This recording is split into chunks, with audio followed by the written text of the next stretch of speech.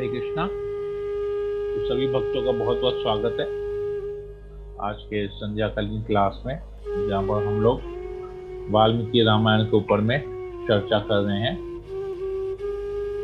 तो हम लोगों ने कल देखा था कि किस प्रकार हम लोग जो है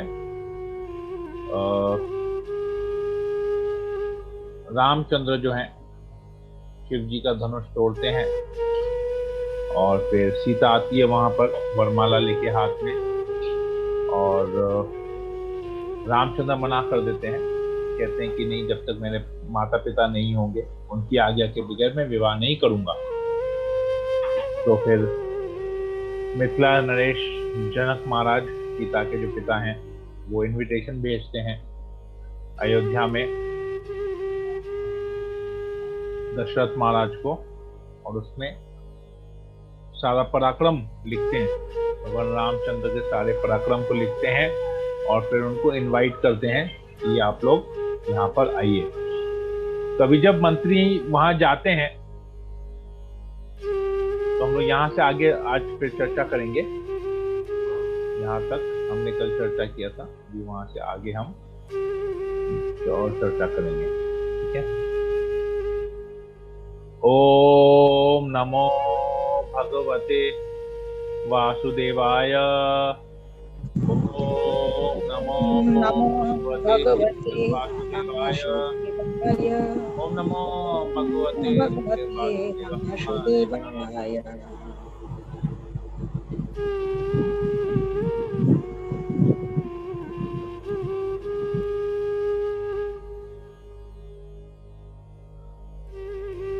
तो अभी दशरथ महाराज को ये संदेशा मिलता है कि रामचंद्र ने शिव जी का धनुष तोड़ा और उससे सीता को वधू के रूप में जीता।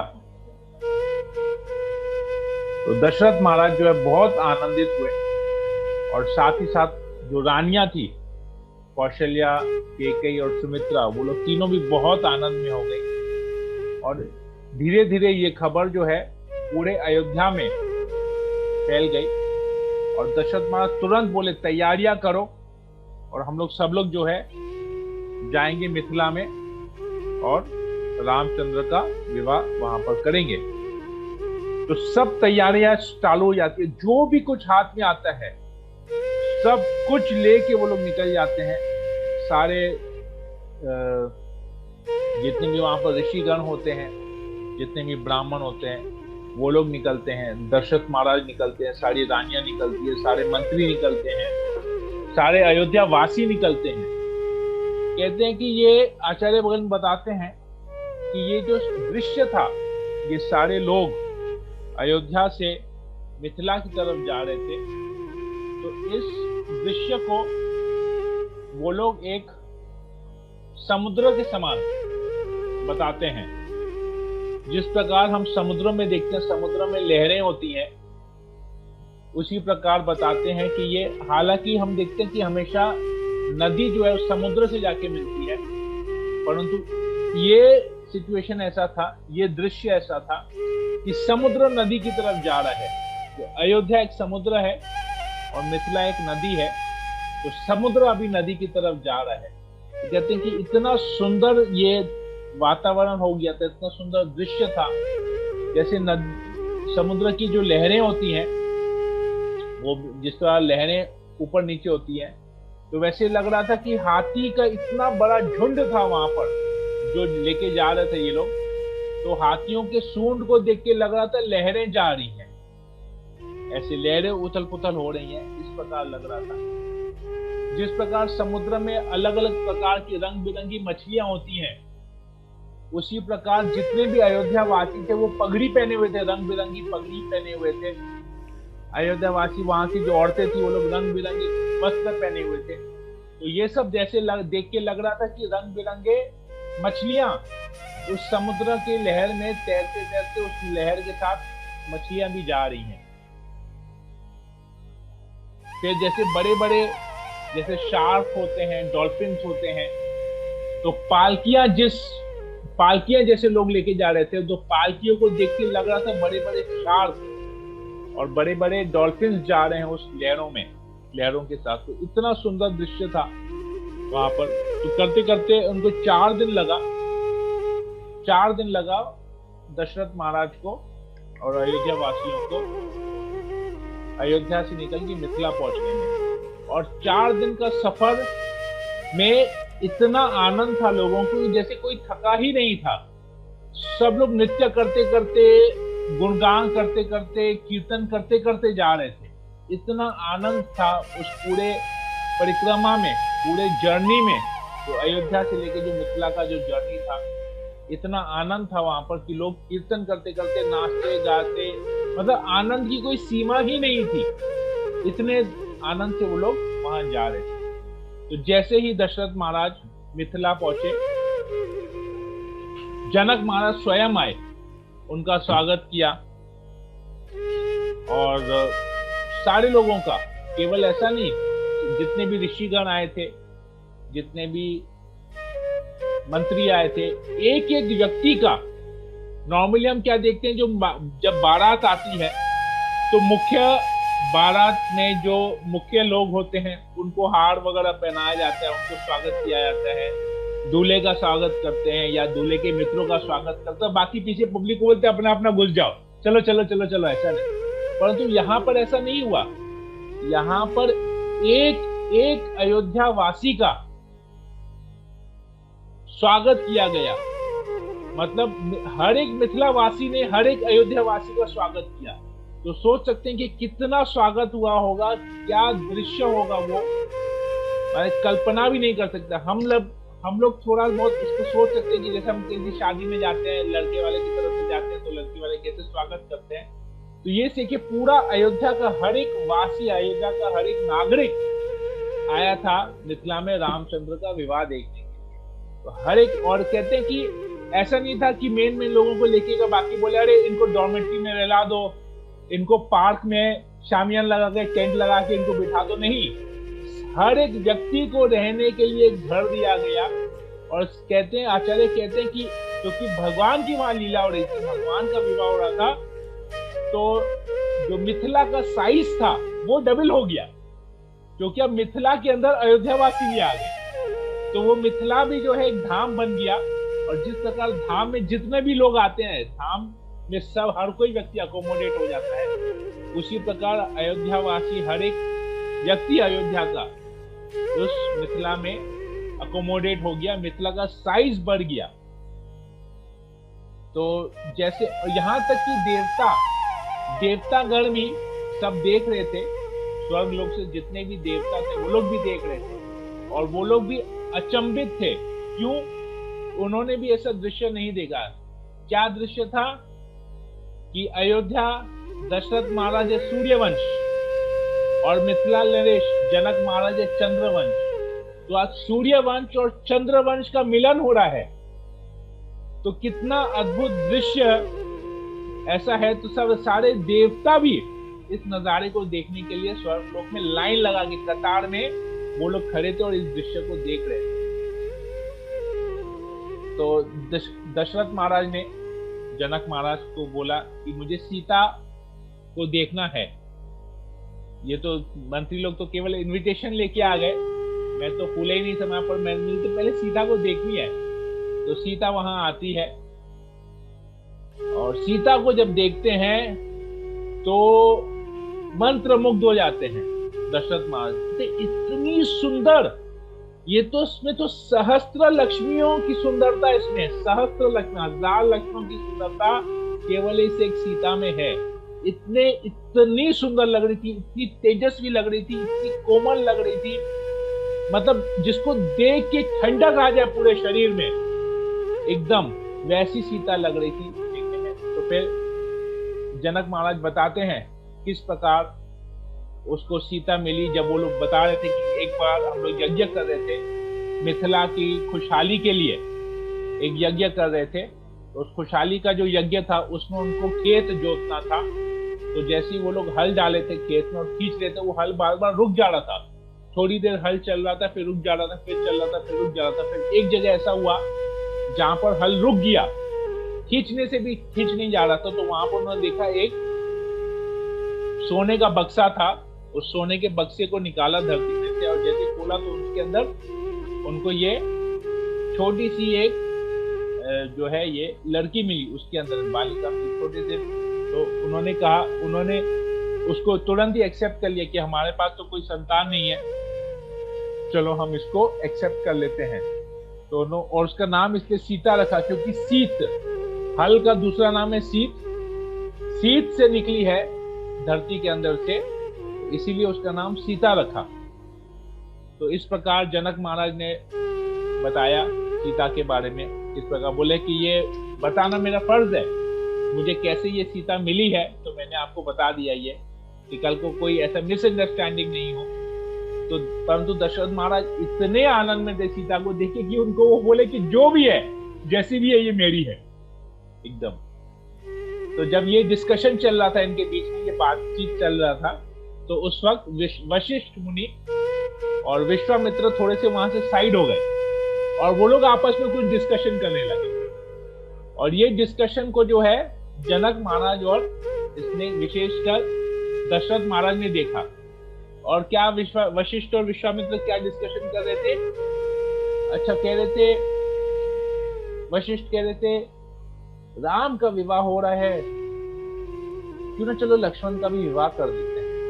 विश्वामित्र बोले हाँ बहुत अच्छा बात है, एकदम सही, आपने एकदम सही कहा, हाँ एकदम बहुत अत्यंत कितना सुंदर प्रस्ताव है। अच्छा, मैं भी कहता हूँ कि चलो जनक महाराज से छोटा भाई है, उसकी भी 2 पुत्रियां हैं, क्यों ना हाथों हाथ भरत और शत्रुघ्न का भी विवाह कर ले। अरे वाह वाह वाह, क्या कहा है, मेरे मन की बात छीन ली।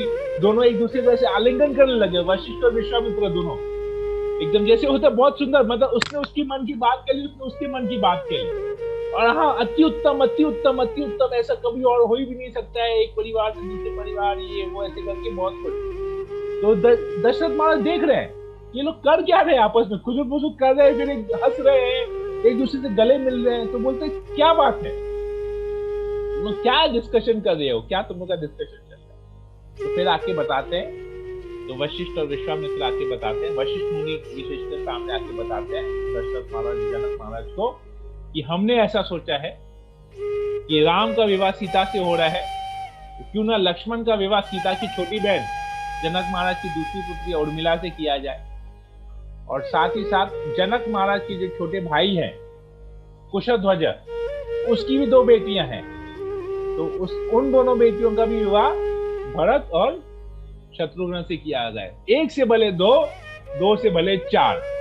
तो दोनों सब चारों जन इतने आनंदित हो गए, तो जनक महाराज तुरंत राजी हो गए। ने कहा एवं भवतु भद्रम व कुशध्वज सुते इमे पत्न्यो भजेताम सहितो शत्रुघ्न भरतो उभौ।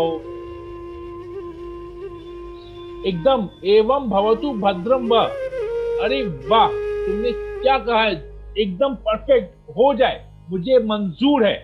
क्या मंजूर है? कुशध्वज सुते इमे, कुशध्वज की जो दोनों पुत्रियां हैं वो पत्नों भजेताम सहितो, वो दोनों पत्नियां बनेंगी किसकी? शत्रुघ्न भरत उभौ।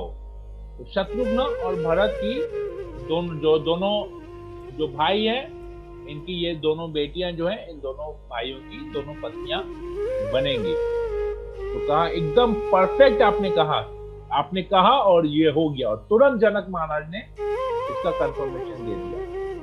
तो फिर मुहूर्त निकला कि ठीक है।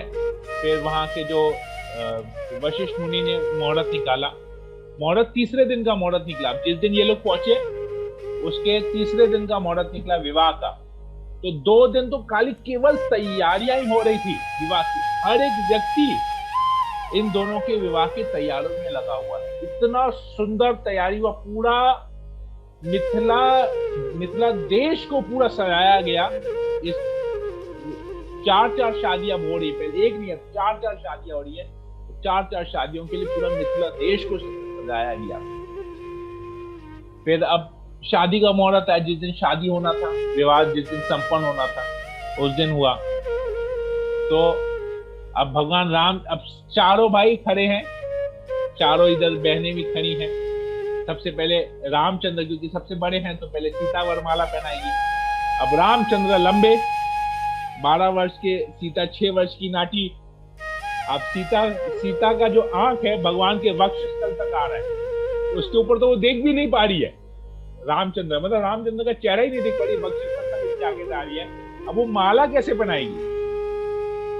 राम तो लंबे चौड़े, अब वो तो उठेगी नहीं। अब राम खड़ा है सीधा सीधा, क्षत्रिय है, कैसे झुकेगा? ऐसे सीधा खड़ा है, जैसे दूल्हे बोलते हैं ना, हम नहीं झुकेंगे, तो फिर दुल्हन को उठा के वरमाला पहनाते हैं। तो वैसे यहाँ पर सीता खड़ी है। अब टेंशन, सबसे बड़ा टेंशन किसको? जनक महाराज को। बोले जल्दी जल्दी हो, जल्दी जल्दी पहना सब कुछ, इतना कुछ, अब क्यों? अब सीता का तो हाथ ही नहीं पहुंच रहा है, अब सीता बोल भी नहीं पा रही है, शादी हो रही है, कैसे राम को बोलेगी तुम झुको नीचे, मैं तुमको वरमाला पहनाऊं? हो ही नहीं सकता। अब राम भी खड़े हैं सीधे सीधे, सीता भी खड़ी है सीधे। अब मतलब दोनों, मतलब समझ लिए किसी ने उस मोमेंट को पॉज कर दिया, उस समय को पॉज कर दिया। राम खड़े हैं, सीता खड़ी है, सीता के हाथ में वरमाला, राम के हाथ में वरमाला। सीता पहले पहनाएगी, पर पहनाए कैसे? हाथ भी नहीं पहुंच रहा है। तो ये एकदम मतलब ऐसी स्किल हो गया पूरा, जैसे समझ लीजिए मान लीजिए समय थम गया हो, एकदम ऐसा हो गया। दोनों ही खड़े हैं, कोई कुछ किसी को कुछ बोल नहीं रहा है, और सब लोग, पूरे मिथिला और अयोध्या के लोग सब कुछ देख रहे हैं, एकदम स्तंभ होके देख रहे हैं कि अरे माला पहनाओ, अरे माला पहनाओ, अरे माला पहनाओ। लेकिन सब ऐसे कैसे खड़े, एकदम स्तंभ, पूरा पॉज हो गया वो मोमेंट। लक्ष्मण जो है ये समझ गया, और लक्ष्मण क्या किया, तुरंत जाके रामचंद्र के चरणों में गिर गया। क्योंकि राम की शादी होगी तभी लक्ष्मण, तभी भरत, शत्रुघ्न, जब चारों का होना ना, पहले ही सारा समय निकाल दिया, तो दूसरा तीसरा चौथा कैसे होगा? तो लक्ष्मण तुरंत जाके राम के चरण को पकड़ लेते हैं। अरे राम देखते हैं, राम जैसे ही झुकते हैं लक्ष्मण को उठाने के लिए, सीता वरमाला पहना देती है। और सीता मन में बहुत आनंद कि देखो विवाह के समय ही देवर का सेवा स्टार्ट हो गया, लक्ष्मण का सेवा स्टार्ट हो गया। तो देखिए कितना आदर्श भाई है ये मेरा, मुझे कितना आदर्श देवर मिला है, जो इतना मेरे मन की बात जो है जो समझ गया। तो वो मन ही मन में बहुत खुश हुई, मन ही मन में लक्ष्मण को धन्यवाद दिया कि तुम वाकई में लक्ष्मणो लक्ष्मी संपन्नो, हमने पढ़ा था लक्ष्मण के बारे में, क्या है? लक्ष्मी से संपन्न है। कौन सी? सेवा की लक्ष्मी से संपन्न है, इसलिए उनका नाम लक्ष्मण है। तो तब जो है अब माला पहना दिया, फिर रामचंद्र ने भी सीता को माला पहना दिया। अभी बात है जनक महाराज जब सीता का हाथ देंगे राम के हाथ में, तो कहते हैं, ये बहुत सुंदर आता है, इसके बारे में वर्णन आचार्य बताते हैं। वाल्मीकि ऋषि लिखते हैं, इयं सीता मम सुता सह धर्मचारी तव प्रतीक्षा च एनं भद्रं ते पानिं गृहीणीष्व पानिना। कहते इयं सीता मम सुता, हे राम ये मेरी पुत्री है सीता, सह धर्मचारी तव, ये कोई भी कार्य हो ये एकदम आज्ञाकारी है, इसकी तरफ से तुम निश्चिंत रहो। ये अपने आप, ये तुम्हारी सेवा, इसको कोई भी सेवा दी जाए ये बहुत तरीके धर्मचारी है, वो धर्म का पालन अच्छी तरह से करना जाती है। प्रतीक्षा च एनम भद्रम ते, तो मेरी ये इच्छा है कि ये जो है तुम इसका हाथ अपने हाथ में लो, क्योंकि तुम्हारे साथ ये सुरक्षित रहेगी। पानिम गृहीणीष्व पानिना, तो इसका हाथ तुम अपने हाथ में लो, और इससे मुझे रहेगा कि ये तुम्हारे साथ हमेशा सुरक्षा में रहेगी, और ये बहुत ही आज्ञाकारी है। तो कहते हैं, आचार्य कहते हैं कि इस प्रकार सीता का हाथ रामचंद्र के हाथ में इस प्रकार रखा जिस प्रकार लग रहा था, लेकिन एक्चुअली जनक महाराज ने सीता का हाथ लेके राम के हाथ में लगा, परंतु आचार्य बताते हैं कि ऐसा लग रहा था कि राम का हाथ सीता के हाथ में दे रहे हैं, क्योंकि सीता जो है पूर्ण रूप से भगवान की सेवा करने के लिए ही बनी है, क्योंकि लक्ष्मी का कार्य ही है नारायण की सेवा करना। तो उसे कह रहे कि तुम उसको एक्सेप्ट करो, क्योंकि ये तुम्हारे लिए ही बनी है। इस प्रकार आचार्य बताते हैं कि ऐसा दृश्य हो रहा था वहां पर।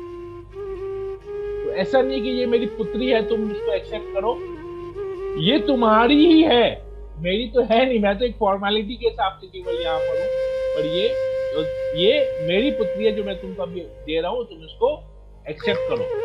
क्यों एक्सेप्ट करो? कि ये तुम्हारे लिए ही बनी है, ये धर्मचारी है, ये धर्म का पालन निजी तरह से करेगी, पतिव्रता है, ये पूर्ण रूप से पहले से ही तुम्हारे प्रति शरणागत हो गई, तुमको अपना पति स्वीकार कर चुकी है, तो केवल अब तुम उसको स्वीकार करके करो। इसी प्रकार फिर लक्ष्मण के पास जाते हैं और लक्ष्मण को कहते हैं तुम उर्मिला का हाथ स्वीकार करो, तो उर्मिला का हाथ लक्ष्मण के हाथ में देते हैं। फिर उसी प्रकार मांडवी का हाथ भरत के हाथ में देते हैं, उसी प्रकार श्रुतकीर्ति का हाथ शत्रुघ्न के हाथ में देते हैं। इस प्रकार चारों भाइयों का विवाह संपन्न होता है। सब लोग एक दूसरे से, सगे संबंधी सब एक दूसरे से आलिंगन करते हैं, एक दूसरे को बधाइयां देते हैं और बहुत सुंदर वहां पर फीस्ट होता है। ये सब कुछ हो जाता है, पूरा विवाह संपन्न हो जाता है, पूरा समारोह कंप्लीट हो जाता है। अब दशरथ महाराज जनक महाराज से आज्ञा चाहते हैं, विश्वामित्र भी आज्ञा चाहते हैं। विश्वामित्र कहते हैं कि मेरा कार्य यहाँ संपन्न हुआ, मुझे इजाजत दीजिए, मैं हिमालय की तरफ जाऊं और अपने तपस्या में वापस लग जाऊं। तो विश्वामित्र ये कह के वहां से निकल जाते हैं आज्ञा लेके। और दशरथ महाराज जब आज्ञा चाहते हैं जनक महाराज से कि यहाँ पर तो सब कुछ बहुत अच्छा हो गया, अब हमको अयोध्या जाना है, क्योंकि ऐसे कुछ लोग हैं जो अयोध्या से तक आए नहीं है, वो लोग इंतजार कर रहे हैं वहां पर, तो हमको अयोध्या में भी जाके एक पार्टी देना है, सबको एक समारोह करना है, बहुत बड़ा एक अरेंजमेंट करना, आयोजन करना है इस शादी के अवसर का। तो हम लोग को इजाजत दीजिए। बहुत कहते हैं आपका बहुत बहुत धन्यवाद, आपने इतना सुंदर आयोजन किया, हर एक व्यक्ति जहाँ पर प्रसन्न है, आपकी सेवा से, आपके हॉस्पिटैलिटी से इतना प्रसन्न है। तो अब इजाजत देते हैं और वो लोग निकलते हैं, मिथिला से निकलते हैं और अयोध्या की तरफ प्रस्थान करते हैं। जैसे वो लोग मिथिला से निकलते हैं, थोड़ा सा आगे जाते हैं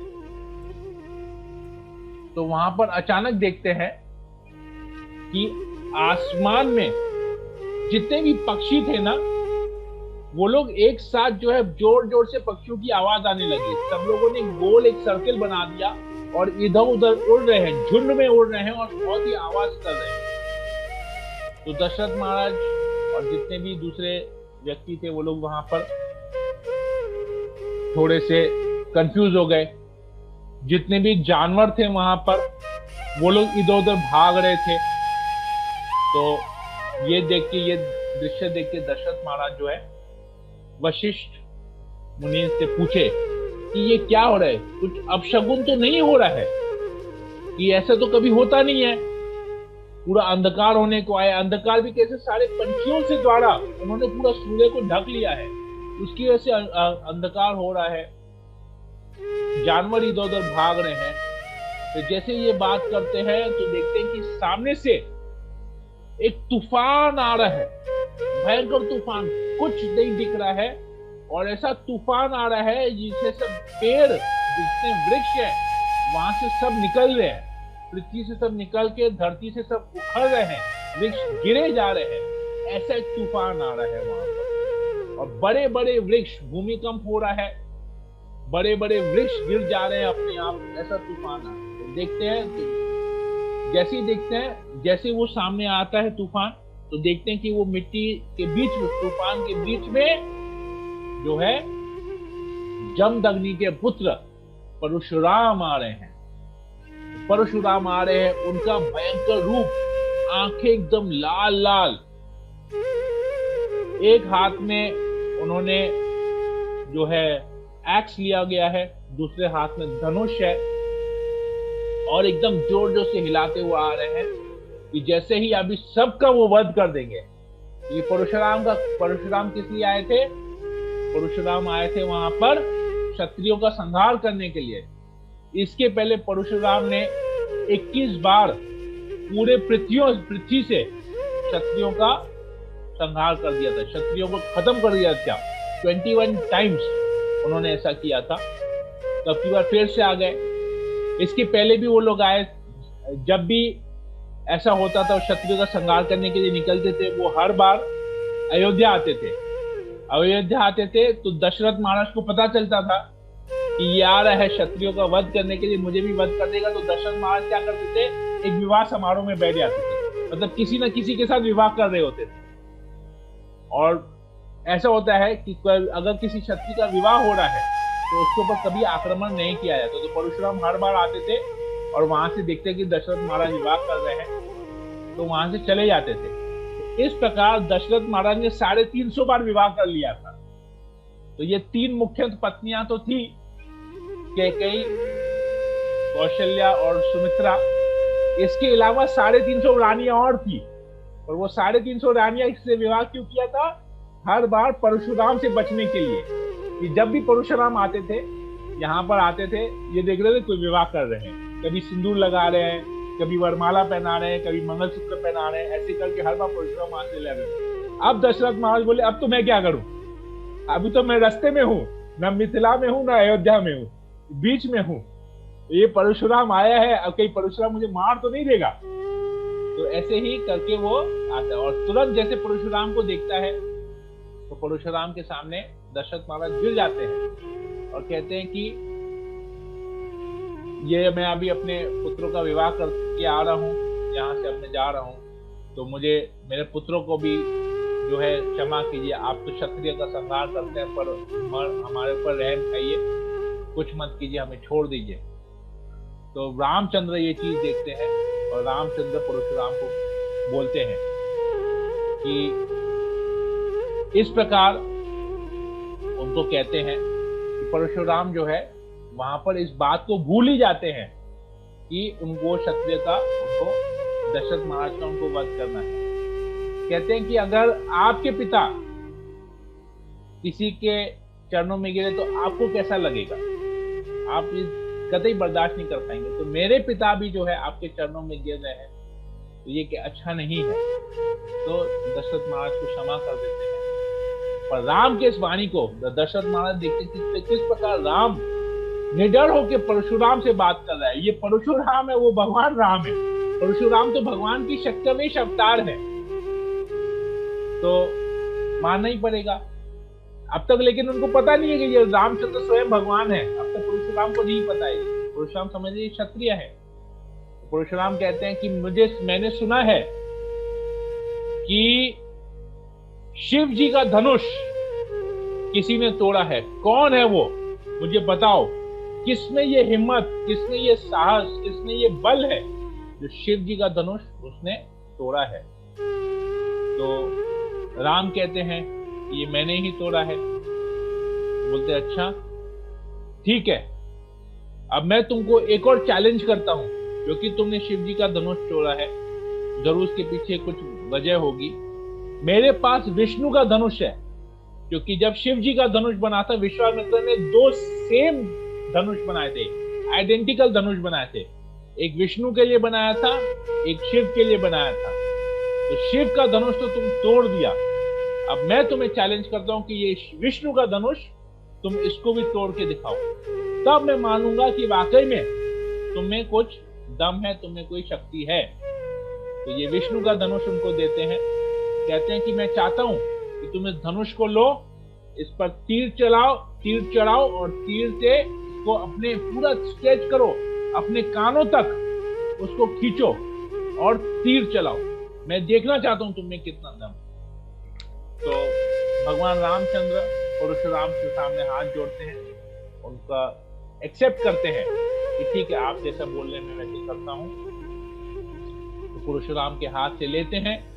परशुराम का धनुष, ये जो विष्णु का धनुष है, ये भी कोई उठा नहीं पाता था, ये केवल परशुराम उठा। क्योंकि परशुराम भगवान का शक्तिवेश अवतार है, विष्णु का अवतार है परशुराम, वो ही उठा सकता था। जैसे रामचंद्र ने उसको उठाया, उस पर तीर लगाया और इसे खींचा, तो परशुराम को पता चल गया कि ये स्वयं विष्णु ही है, ये राम, ये विष्णु के अवतार, ये स्वयं विष्णु है, नहीं तो इसके अलावा किसी में ये क्षमता ही नहीं है जो धनुष को पकड़ भी पाए। तो तुरंत जो है उनको प्रार्थना करते हैं, कहते हैं कि मैं आपको पहचान गया, क्या वाकई में स्वयं भगवान है। अब जब ये सब कुछ हो रहा था, वहां पर इतना धूल मिट्टी उड़ रहा था, वहां पर जैसे हमने कहा कि तूफान आ रहा था, तो कोई देख नहीं पा रहा था। ये उस तूफान के बीच में राम और परशुराम का बीच का कन्वर्सेशन है, और किसी को समझ में नहीं आ रहा था, किसी को दिखाई भी नहीं दे रहा था।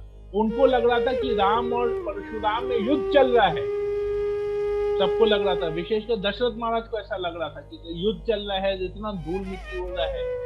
तो वहां पर परशुराम जो है साक्षात प्रणाम करते हैं और कहते, एक्सेप्ट करते हैं कि आप स्वयं विष्णु हैं, मुझे क्षमा कीजिए। अब क्योंकि आपने अब इस पे तीर चला लिया है, अब तीर जब बाण पे लग गया, खिंच गया, तो तीर तो चलना ही है, तीर तो खाली जा ही नहीं सकता है। तो भगवान रामचंद्र, तो परशुराम ने कहा कि अब आप आ गए हैं, अब मेरा जो ड्यूटी है क्षत्रिय कुल का मन खत्म करने का ड्यूटी मेरा खत्म हो गया, मुझे पता चल गया, अब मुझे और कुछ नहीं करना, मुझे रिटायरमेंट लेना है, मेरे रिटायरमेंट का समय आ गया, क्योंकि आप स्वयं आ गए हैं अभी, और आप ही अभी पूरे पृथ्वी का उद्धार करेंगे, असुरों का वध करेंगे, जो भी यहाँ से पाप है उसका विनाश करेंगे, आ गए हैं, मेरा सेवा पूरा हो गया, अब मैं रिटायरमेंट लेना चाहता हूँ।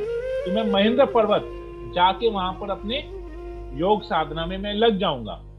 तो भगवान रामचंद्र उस तीर को छोड़ते हैं, और वो तीर जो है एक मैट का, एक कारपेट का रूप ले लेती है, और उस कारपेट में जो है परशुराम बैठ जाते हैं, और वो कारपेट जो है महेंद्र पर्वत की तरफ चले जाती है, और वहां पर उनको ड्रॉप कर देते हैं। तो देखिए, ये भगवान रामचंद्र का कृपा, परशुराम का भी उन्होंने कृपा कर दिया, और उनको जो है महेंद्र पर्वत पर जो है वो छोड़ के आए, और वहां पर महेंद्र पर्वत में जो है परशुराम ने फिर अपने योग साधना में लग गए, अदृश्य हो गए वहां से।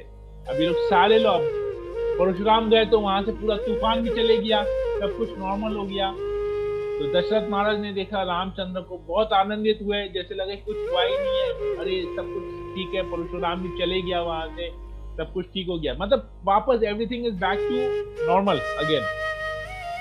ऐसे करके ये लोग सब अयोध्या, जितने भी लोग थे सब अयोध्या पहुंचते हैं।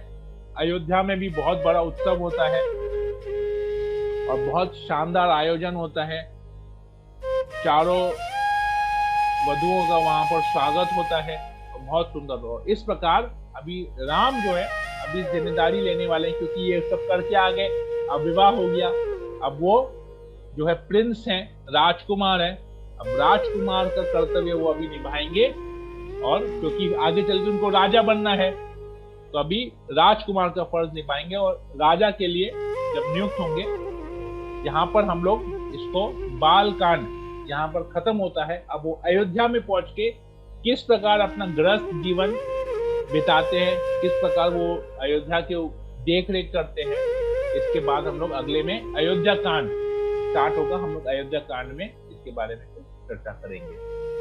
सियावर रामचंद्र की जय, श्रील प्रभुपाद की जय। हरे कृष्णा कृष्ण कृष्ण हरे हरे, हरे राम राम राम हरे हरे। हरे कृष्णा।